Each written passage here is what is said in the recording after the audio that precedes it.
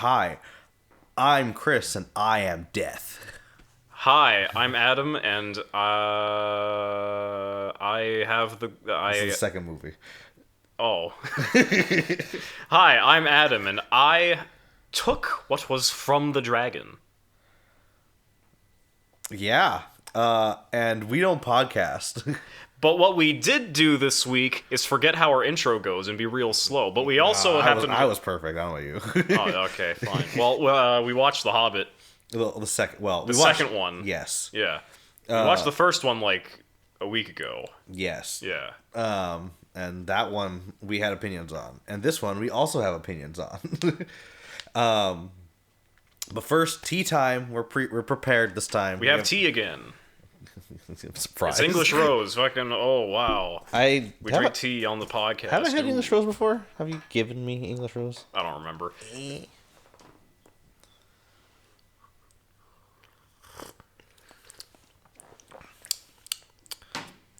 alright. Yeah, I don't think I've had this before. I don't think it's as strong as some of the other ones we've had. Anyway, Desolation of Smaug. Oh, yeah, The Hobbit. You already forgot what we're doing. Part 2. Yeah. Overall thoughts? Oh, okay, yeah, sure. Yeah. I mean, we weren't super fond of the first one. Yes. Okay, this one's gonna, I think the way I'm gonna describe this is gonna feel a little contradictory. I think I enjoyed it more than the first, but I think it is much more of a mixed bag than the first one.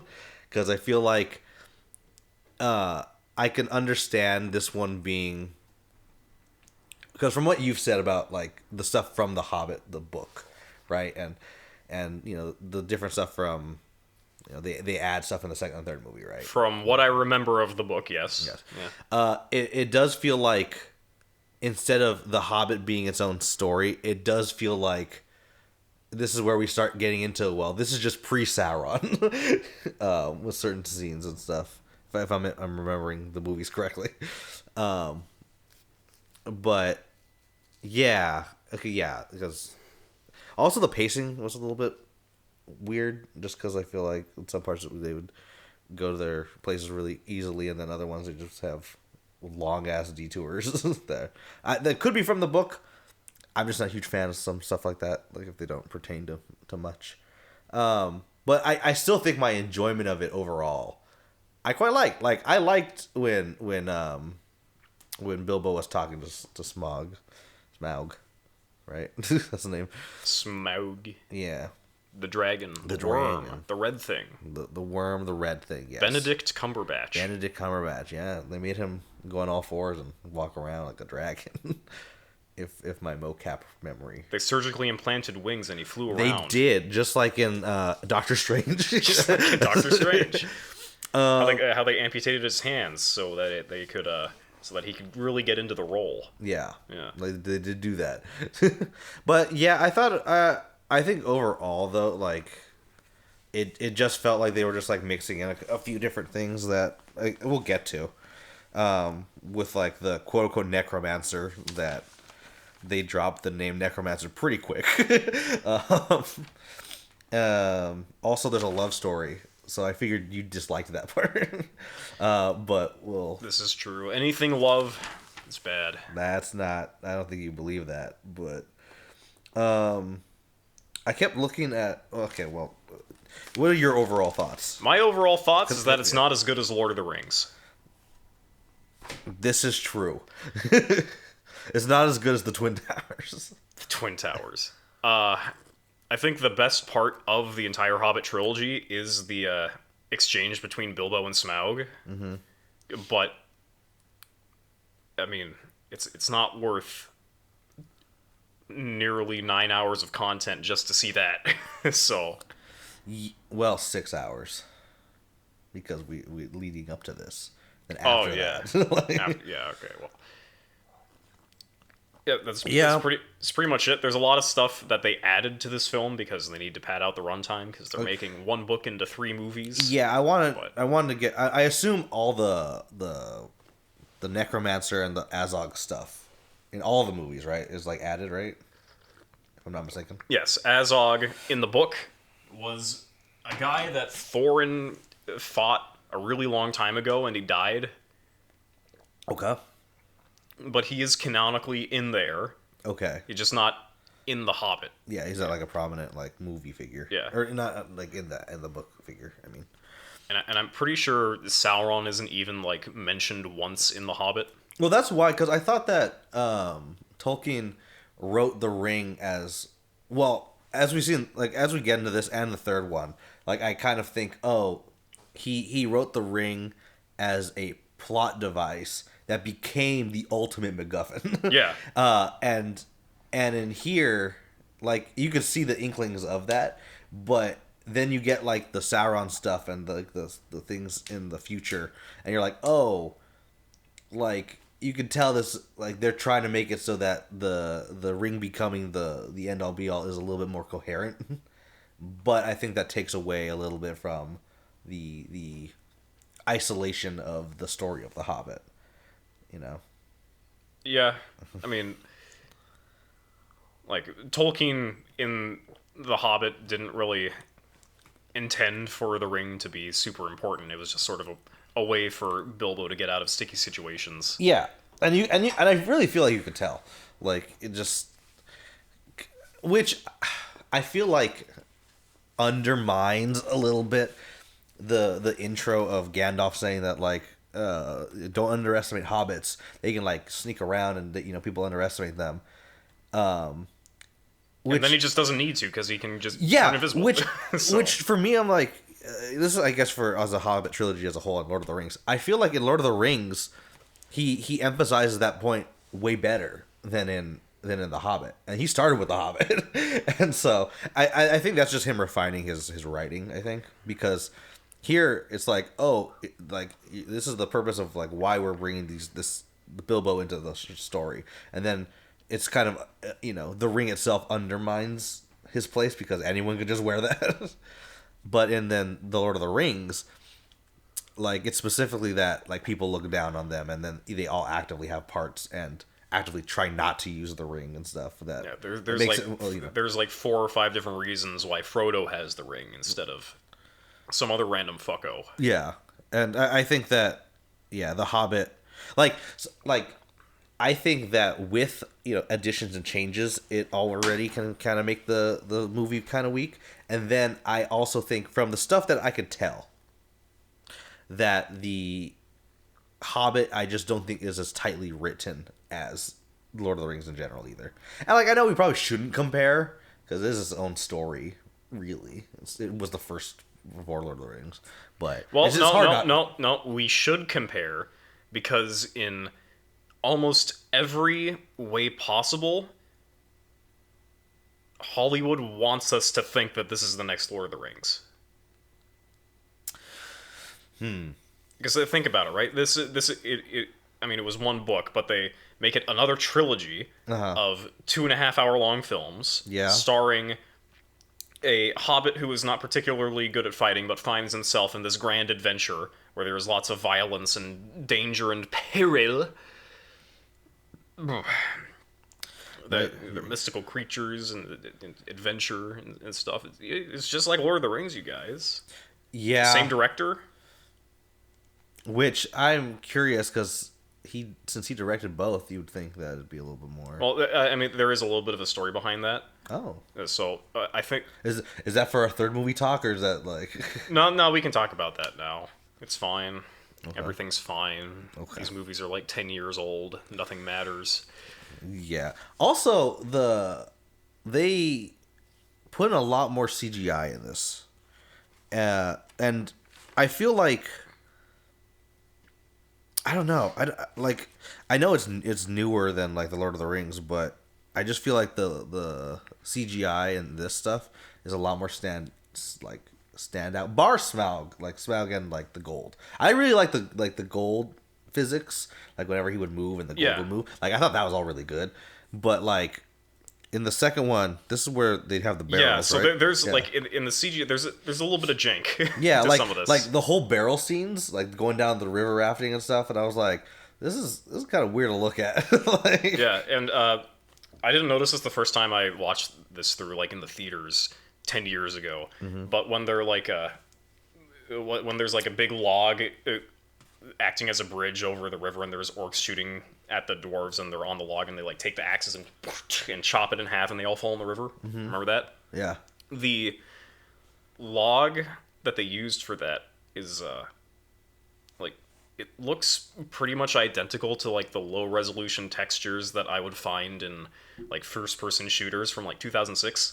Oh. I mean, when you're watching it, it's not that strange because it goes by super fast, and it's like, oh, okay, I get what they did there. I don't need to look at that really, but I saw it. It really stuck out to me. Yeah, it's just like something that you just happen to notice. You're like, oh, okay. And then once you notice it, you're kind of like, well, now it's just sticking out of my brain. Yeah. Like, also, the barrel scene, very polarizing.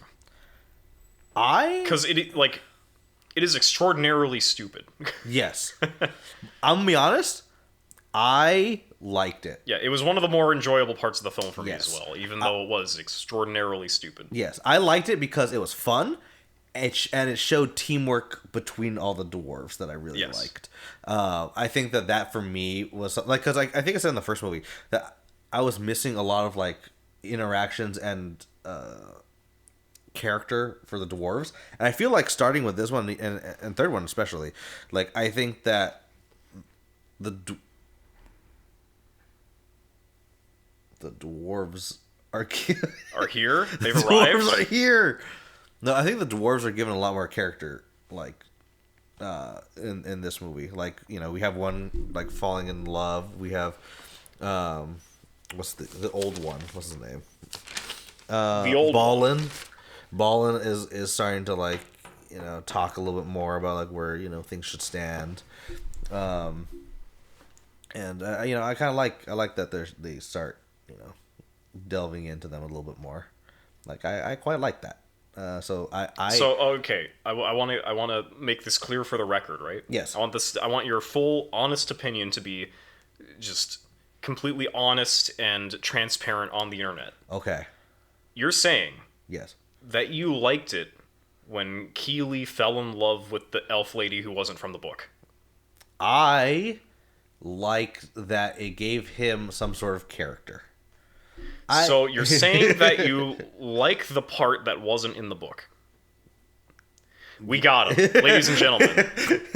He's not a true Tolkien fan. Oh my god! Tear him to shreds. Yeah, adaptations shouldn't do anything different. Actually, okay, we're gonna go off tangent really quickly. But on Twitter, there was I didn't watch Twitter. I don't know what it's about.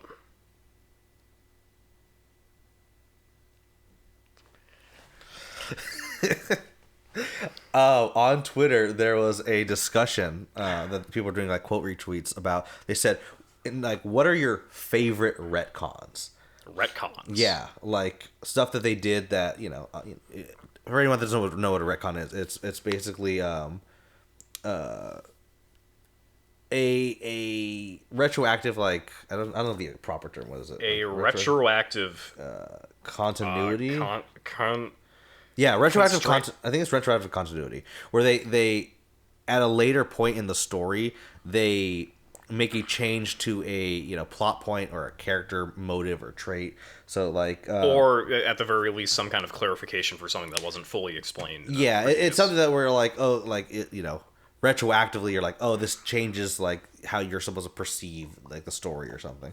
And so a lot of times that can come off as a contradiction or like a plot hole, but it really depends on how it is.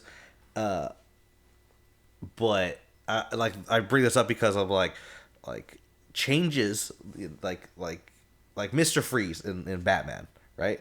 Like the whole like how people perceive him is like he's a tragic character about his wife and stuff, right? Like that was only added in the animated series. Like that wasn't in the comics ever. Oh. Like up until after that. Or like one in the movies that was made for X-Men, where Magneto's helmet blocked out Professor Xavier's mind reading, and that was only added in the movies, and that was immediately added into comics because they're like, oh, that's actually just brilliant. Like that makes so much sense. Like, well, I mean, aren't most comic book characters pretty much completely like retroactively there's a lot of that improved stuff. because the beginning of comic books was just Ha ha! I'm the evil guy with the octopus arms. Yeah, well, like a lot of the original ones, yeah, they can be like that. But I'm saying that like stuff that is good doesn't have to come from the original source of it and can be changed later on. Is why I'm bringing this up. So you're I'm using that, like, okay, so you're using the Marvel mythos to justify the horrors that were committed on the Hobbit trilogy. That's not what I'm saying. I'm saying that as an example of there are changes that can possibly be good and doesn't have to just only stick to the source material. Like, look at you haven't seen it, but like The Last Airbender kind of stuck to the source material. That was the worst thing I've ever seen. So you're saying that since The Hobbit isn't as bad as The Last Airbender, that's good? No, stop putting words in my mouth. You're telling me that you approve of the upwards of 200 animal deaths that occurred on set for the filming of The Hobbit? Did that actually happen? I think so. What happened? I don't know. Like real life animals? Yeah, horses, I think. What the fuck? Was it fucking a glue factory on set? Like, what the hell? Hey, you gotta get you gotta get those beards on somehow. Jesus Christ. I see, you can't just drop something like that and then have no context for it. Like, that's a really old news article. Those people don't really care about that anymore. Because... Well, I am just getting into The Hobbit. Sorry, I hit the mic. I'm just getting into The Hobbit. So I want to know. But I guess no one cares about that. Wait, you're really into this movie? You're really into this one? Oh my god. Oh no! I hit the thing again! Apologies. Now next you're going to tell me that, like, The Last Jedi has some merit. We haven't really talked about Star Wars on this podcast, so maybe we should... Quick Star Wars tangent. It's alright. There's some really good stuff in it, and there's some really bad stuff in it. And most of it I don't care about anymore because Star Wars is more about the discussion around Star Wars than it is actually about Star Wars. Yeah, that's fair. Star Wars is the discourse of Star Wars. I mean, I like the shows and stuff, but it's fine. Are they good? Andor's very good. Although, I already know the plot to Andor, apparently. You do. Yeah. Also, yeah, the writer's strike, apparently... Oh yeah, there's a writer's strike going on. We should probably talk about that. Chris, as your employee on payroll, as one of your writers, as one of the writers for the scripts on this podcast that we have on that teleprompter back there that you guys can't see. Yeah, I demand a higher wage. I want to be able to live in the city that I work. Okay. You are banished. I actually don't know what the writer's strike is about this time. I only know a little bit about. I think the they're one just from not 2000. getting paid enough. So it is the same one from like 20 years ago. Nothing's changed. Yeah. The good shows are stopping to wait for the writer's strike because, I think you need writers for shows. I would think, but Andor, which is talking about like, that a corrupt empire shouldn't, have full control of everything. Turns out that show is going to keep going without the writers. And I'm like, they learn nothing from their own content. And it makes me sad. Anyway, support the writers, man. Like, yeah, pay your writers, pay your audio people. Pay, the rich people should be paying with their lives. Oh, okay, the rich people. Okay, neither of us are rich, so it's fine. Yeah, not yet. Once we are rich, I'm backtracking. Anyway, The Hobbit Smaug, it was all right. I think I enjoyed it more than the first one. I think because it has that good scene with that Smaug guy. He's pretty cool.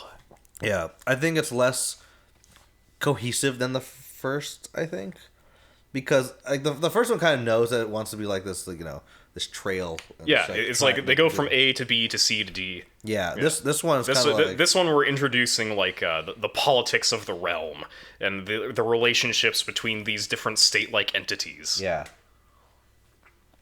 And some history and stuff. Which they get more into that in the third film. Yes.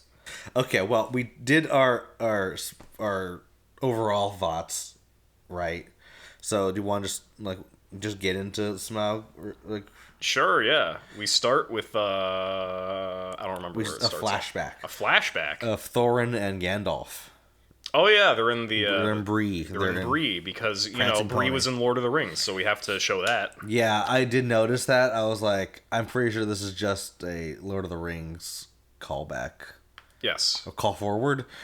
I don't know. Because it's a prequel. I mean, yeah. Peter Jackson has his fun little carrot eating cameo again. He does? Yeah. He walks by the screen and he takes a big bite out of a carrot. Oh. I don't recognize that. Anyway, let's see. Yeah, the flashback was alright. I mean, I feel like we didn't get anything new. It was just, Thorin's looking for trouble. It's like, let me help you, Gandalf says.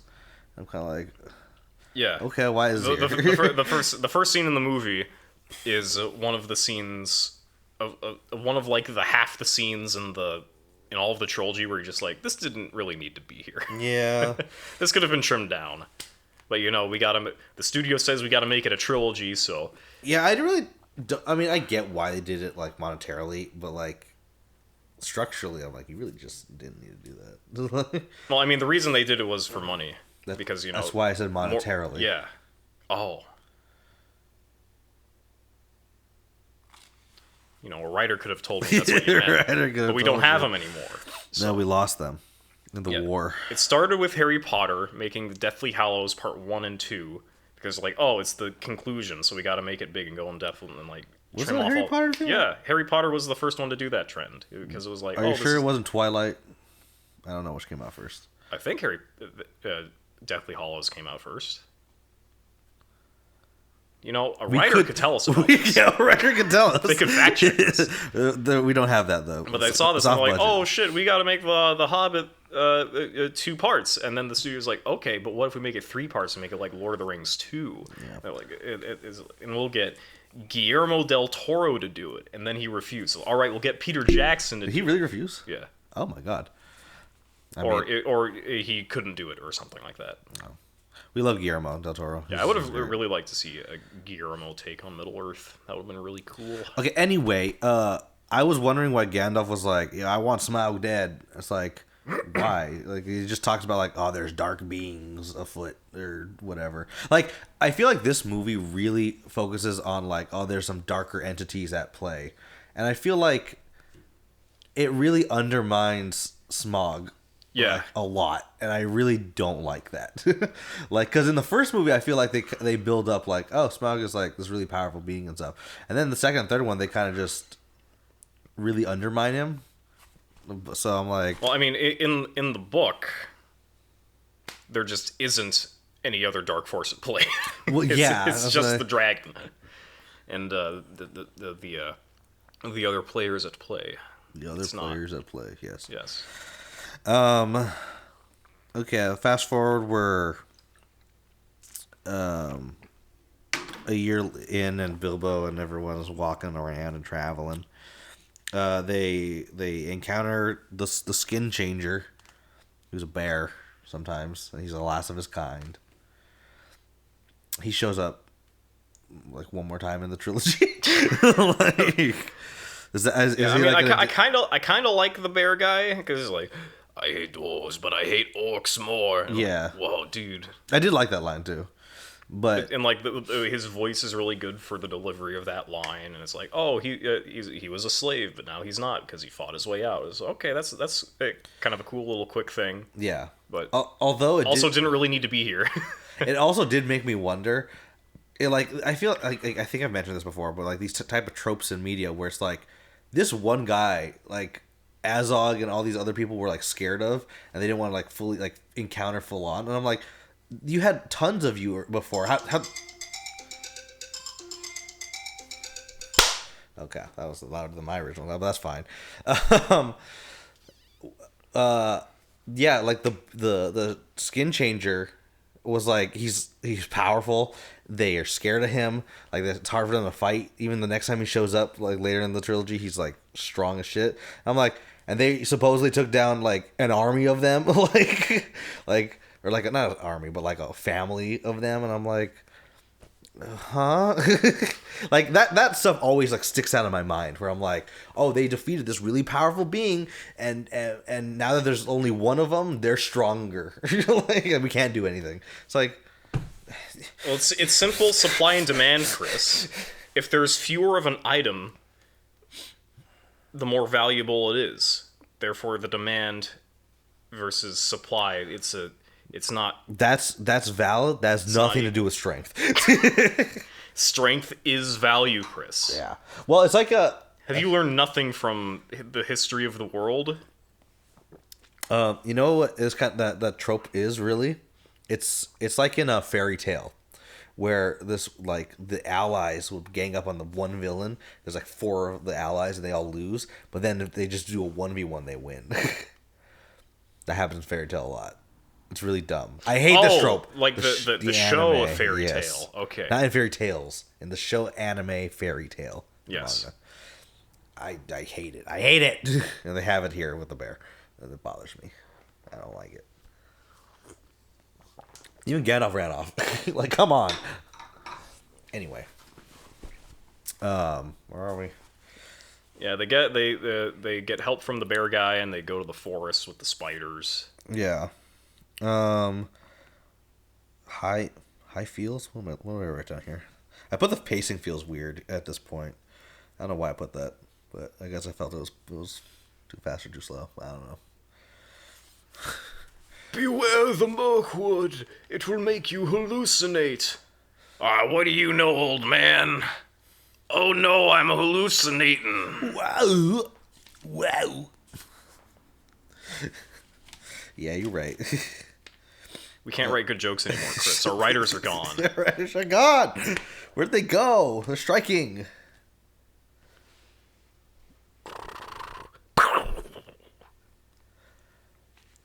There was this. Okay. Before we go any further, I think we should just split this up into just 2 episodes. Okay. But like I'll publish whatever. But there was a sound effects where it was a fucking strike. I swear to God, it was in this movie. In the movie. It was. I don't know if it was in. Oh, maybe it was in Bahubali actually. But I remember watching. I watched 3 movies last night, and I remember in one of them there was a strike sound effect, and I was like, "What the fuck?" And I was really taken aback. I mean, that sounds like more like a Bahubali thing. That sounds more like Bahubali, yeah. Yeah. But it'd be funny if it was the Hobbit that did that. Like the arrow strikes Smaug and it's like strike. Nice. It's just fucking we're not talking about this movie at all, are we? I put they went to the forest and there's spider webs and hallucinations, which the spiders are in the book, but I don't think the hallucinations are. If I'm remembering that right. Yeah, because the elves weren't affected at all.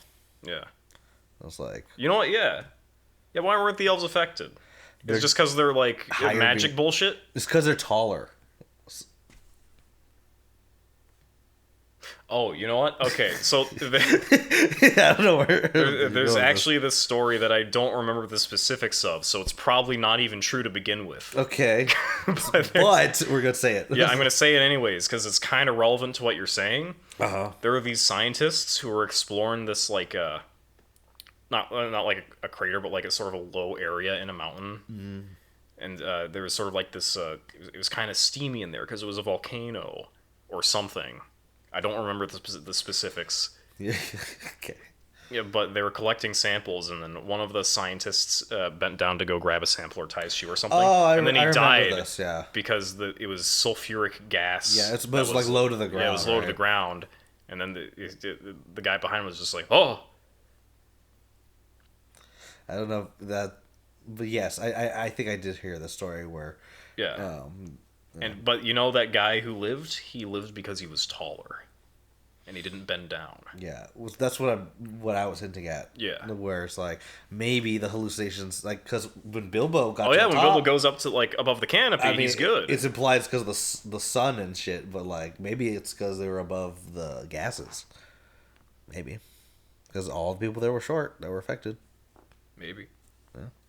Yeah. You know, in preparation for this episode and the next one we're doing, because I know that I'm supposed to be like the lore expert here as the biggest fan of Lord of the Rings or whatever.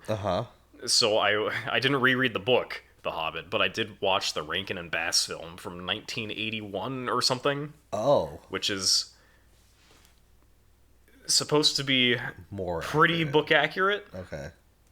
It's not a good film, but Okay, that's fair. I feel like it served as a refresher for me Oh, that's good. because it's like, oh yeah, this I remember this, and then this happened, and then oh this is yeah this didn't this where's Azog in this one? There ain't no Azog. Where's my boy?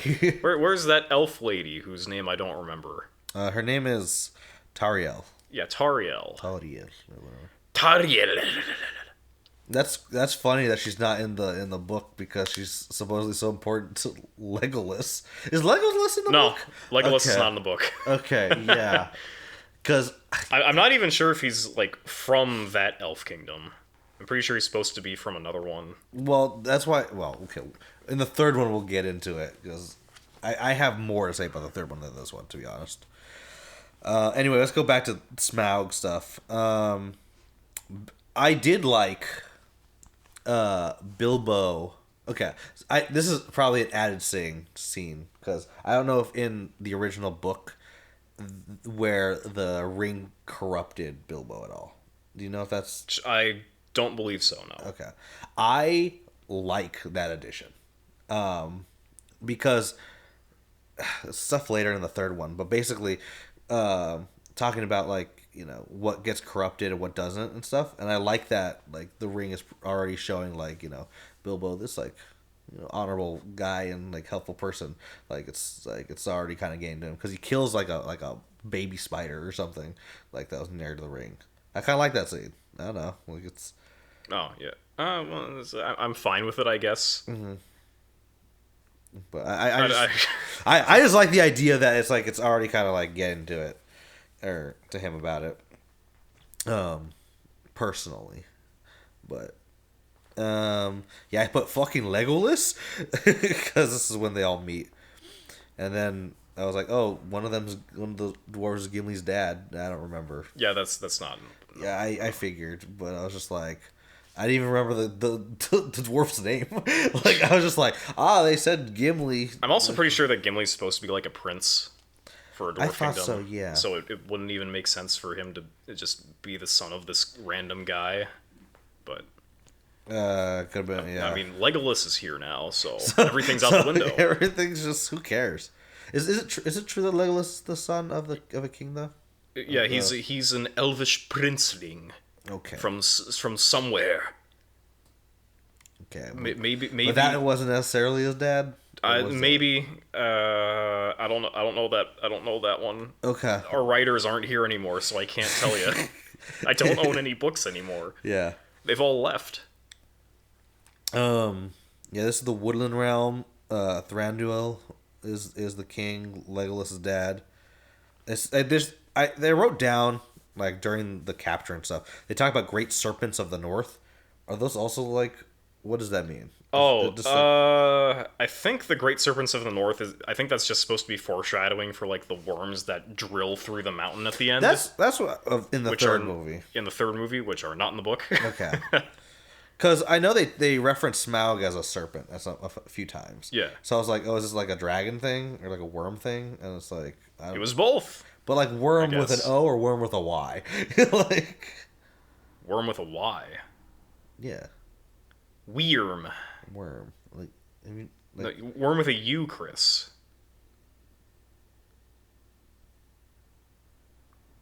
like the dragon worms are with a U. I thought it was with a Y. No, it's not with a Y. Maybe I'm just thinking of Yu-Gi-Oh because they have worms with that with a Y. But I know. Okay, so worms with a U is with the dragon ones, right? The dragonish. Yeah. Okay. Warm with an O is like a little earthworm. You said worm. No, whatever. Anyway, I said, why is there a lever for the barrels? Because Bilbo does the barrel in the ocean and the river. I was like, why do they just have a lever to have the barrels thrown into the river? They confused me. I mean, they had to get some kind of neat little set piece in there. This is a 2.5 hour film. It didn't have to be. I really didn't. Yeah, in the book they just like go to the river and there's barrels over there. Do they sneak out? No, they just did. Bilbo, using the ring to be invisible, lets them all out of the prison, and then they hop in the barrels and hop in the river. Okay, so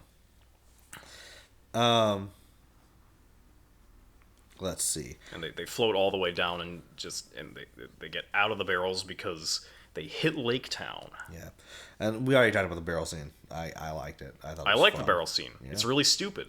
Yeah, I like it. Yeah, I put the CGI as dated.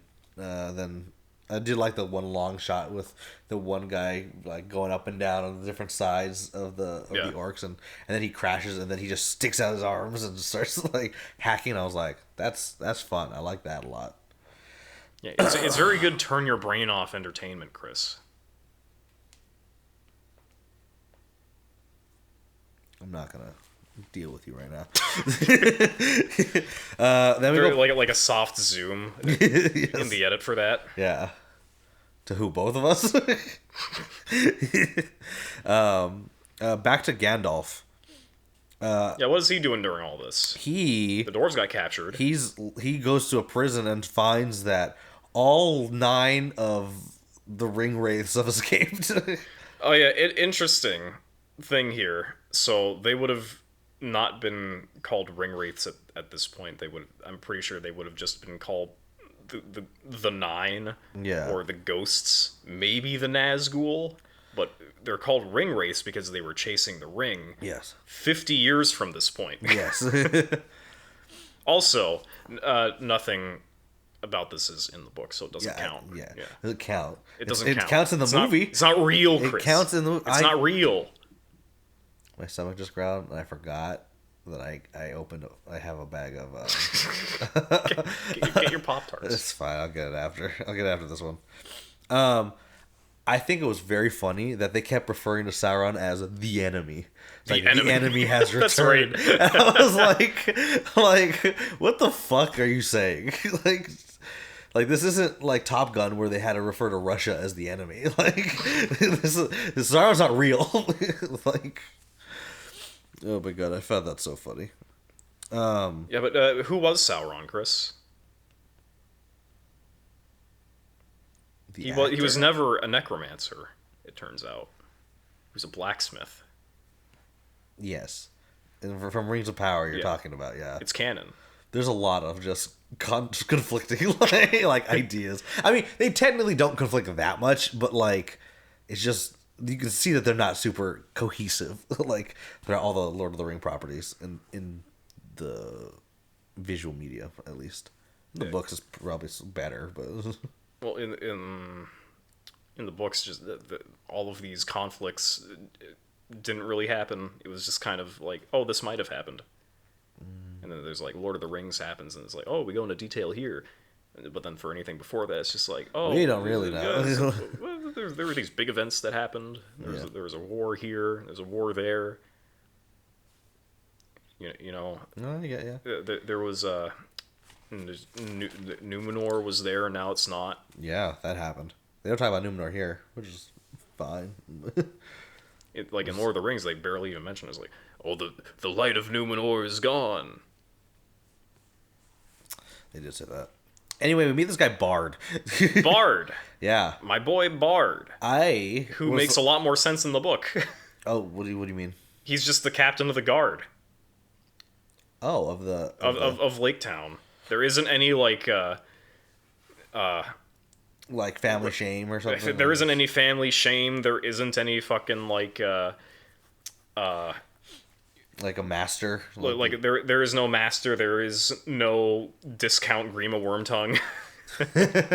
Yeah. Okay. Yeah, that makes sense. It's just Lake Town is a village, and the dwarves go there, and they're like, "Hooray! The dwarves are here again. When you get your gold, please invest in our town. Please give us some of the gold." Yeah. But, there was a lot of just stuff to be done in the lake town. And I was like, this feels like this... I mean, obviously, it just didn't need to be here. Yeah. It's like, why are we here? We got another 2.5 hour movie after this, so this is a really good spot to add a whole bunch of stuff that doesn't really matter to the plot a whole lot. Yeah, I guess. But then it just makes me not care. I put toilet dwarves when Bart sneaks them in because they come from the toilet. They also come in a fish barrel.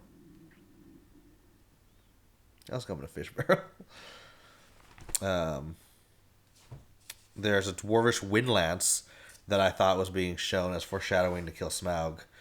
Like, yes, they showed the gun, but they did not fire the gun. No.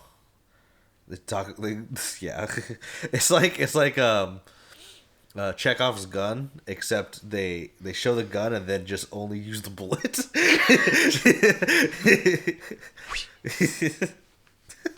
That's exactly what it is. It said there's a prophecy and Lord of the Silver Mountain or something.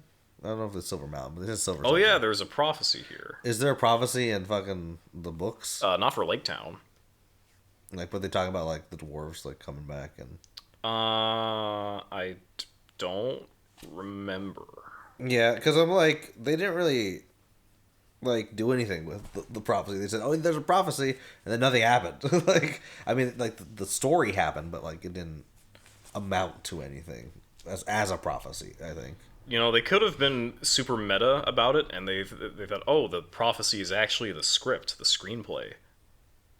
I mean, that wouldn't really have added anything as a non-meta story, But you see, we're watching a movie, Chris, and that implies that the audience knows how it's made. They know that it's not real. That should not be your thoughts during the movie where you're supposed to be invested and immersed. You know what? You're right.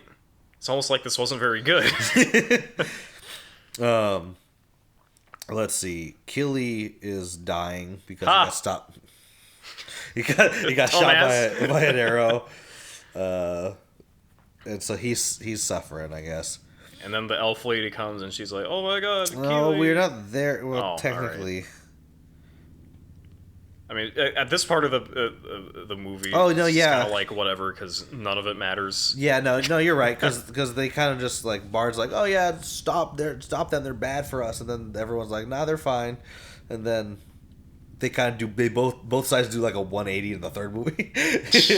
But yeah, you're right. Kili does start dying, and then they're like, no, like they go to Bard's place, and they're like, no one's gonna help us. It's like they just had a good send off. Like, why aren't they helping you?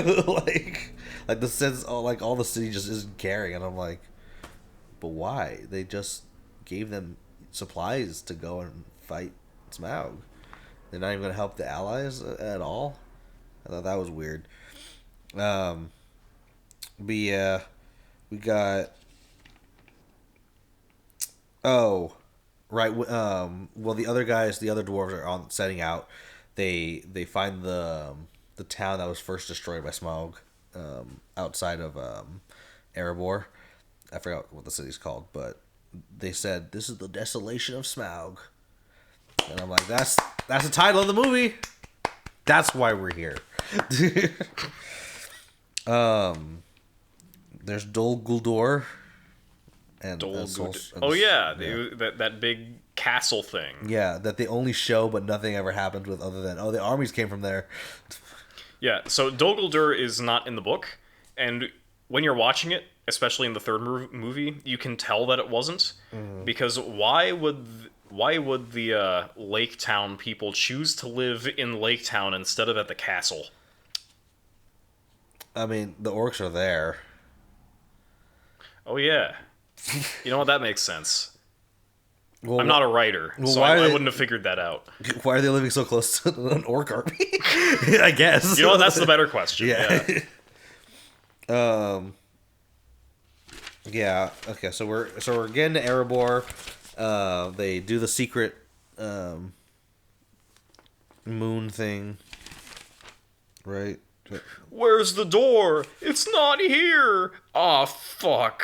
We have to leave. Yeah, I like that they said that the last light of Durin's Day was the moon. I don't know. I thought that was kind of clever. Where it's like, oh yeah, that is the last light that you'd see on that day. Which I was like, oh yeah, that makes sense. Yeah, I was like, that's cool. So he's going there, um, and they said, "Oh, Bilbo, go fucking sneak, get the Arkenstone," and so. But then we come back to Gandalf, sneaking around and Oh, like, this is where he fights the necromancer. Yeah, and I'm like, bro, Sauron's way more powerful in this movie than he was in Lord of the Rings. Like, Honestly, yeah. and I was like, what are you doing? Why are you guys showing him this powerful? Like, what the heck? I don't like it. Also, I'm pretty sure at this point in the timeline, Sauron should have already been like in the tower as like the beginning of the Eye in Mordor. But yeah, I mean, it seems like he was kind of sent there in the third movie. Yeah, in the third one. But anyway, tell you what, I really like the visual effect for when Sauron sort of like goes into the screen, and then that little point in the middle that's supposed to be like the people in the eye becomes him again. I thought that was a pretty cool visual. I also quite like that. I was like, that's sick. Like the rest of it didn't really need to be there at all. Yeah. But cool visual, I guess. Oh yeah, I quite enjoyed that too.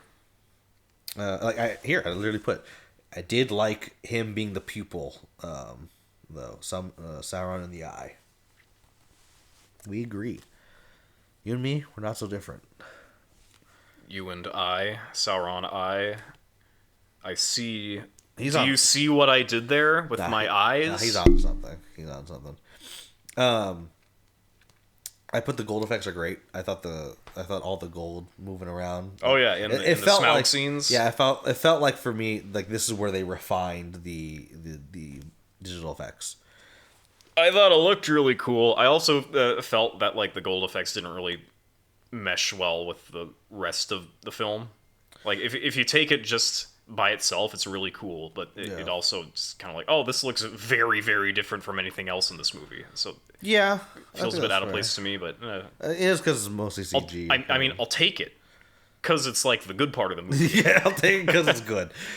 But yeah, Bilbo and Smaug have like conversation, and that's part of the movie. Yeah, I agree. I really like that Smaug's just kind of like oh yeah, like Thorin, I want to see suffer. So I was like, oh yeah, just be greedy. Like, he's just like talking about where, what's Bilbo from? Why is he here? Because it's just like curious and stuff. And I like that he's like playing up the pleasantries. And it's like, oh yeah, I know you're lying and you're here for this and stuff. Like, I like Smaug being like smart. Like, I like smart dragons more than like animalistic dragons in fiction personally. But yeah, I thought the conversation was really fun. Like I think the one-on-one conversations in the Lord of the Rings mythos, I think are the best parts of the movie. Like each conversation with Gollum, all of that's really good stuff. Like I think the stuff, I know some of your favorite stuff is with Gandalf, like some conversation with Gandalf, like when Frodo has some stuff with him. Like, you know what? I also really like the conversations between Sam and Frodo. You were waiting for that, weren't you? I was, yes. Your own body is rejecting your bad takes. There are good conversations between Sam and Frodo. I just do not like Sam, is all. Because he's an asshole. Anyway. I said this is feeling less and less like Thorin and Bilbo's journey and more like pre-Sauron. Because, like Gandalf's doing the Sauron bits and stuff, and Thorin and Bilbo, I felt like didn't get as much focus in the second movie, which we'll talk about the third movie because I have opinions on that movie quite a bit actually. And then I put having Kili suffering.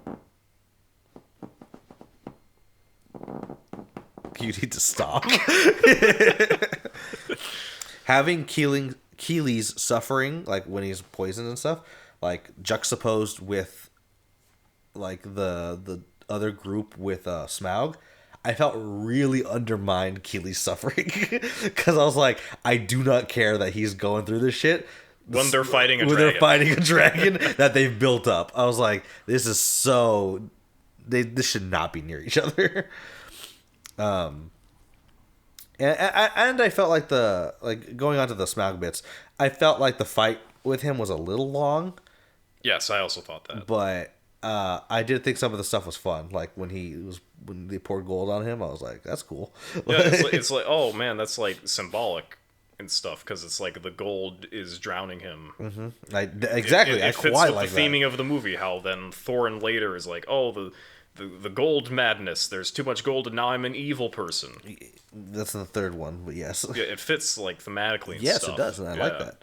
But the fight was just long, like, which I think is going to be another critique on the third movie.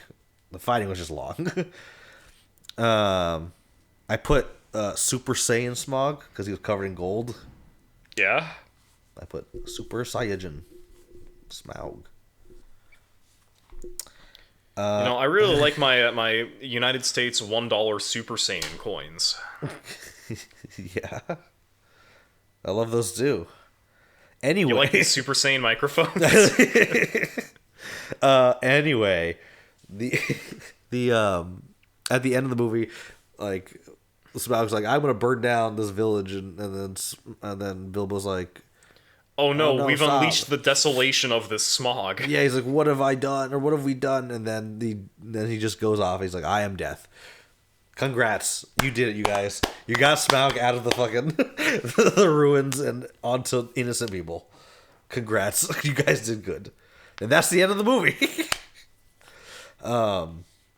So yeah, what you think? I know we skipped like certain things, but I felt like we got all the important bits right, more or less. Yeah, I think this movie is better experienced as going on YouTube, typing in Bilbo Smaug, and then watching that exchange, and then never watching the movie. That's the best way to watch this movie. Yeah, I feel like this is the same feelings. This is gonna be bad, but I felt like the way I feel about this movie is the way I feel about The Last Jedi, where I feel like I enjoyed it more.